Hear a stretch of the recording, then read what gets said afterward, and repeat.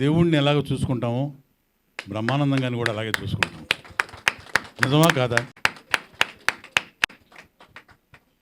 మనకున్న దేవుడు ఆ దేవుడు. ఇక్కడ సెల్ ఫోన్స్లో ఉన్న దేవుడు మీమ్స్ దేవుడు బ్రహ్మానందం గారు. సో ప్రతి ఒక్కళ్ళు చిన్న పెద్ద అంటూ తేడా లేదు. చిన్న పిల్లవాడి దగ్గర నుంచి ముసలోళ్ళ వరకు ఏజ్ డిఫరెన్స్ లేకుండా సెల్ ఫోన్ తీసుకున్నారంటే బ్రహ్మానందం గారి మీమ్స్ చూడాల్సిందే, బ్రహ్మానందం గారి కామెడీ పాట చూడాల్సిందే.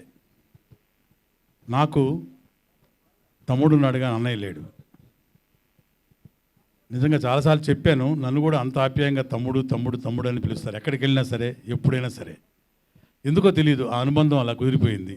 అది బహుశా మా నాన్నగారు గిరిబాబు గారి వల్ల, వాళ్ళిద్దరికి ఉన్న సాన్నిహిత్యం, వాళ్ళిద్దరికి ఉన్న ప్రేమ, మా ఫ్యామిలీకి వాళ్ళ ఫ్యామిలీకి ఉన్న అనుబంధం, ఇవన్నీ కలిసి వెరసి అనుకుంటాను. అదొక ప్రత్యేకమైన అభిమానం, ప్రేమ ప్రేమ ప్రేమ మా మీద. అలాగే నన్ను మనస్ఫూర్తిగా తమ్ముడు, ఒరే మా తమ్ముడు అని బయట వాళ్ళు పరిచయం చేసేప్పుడు కూడా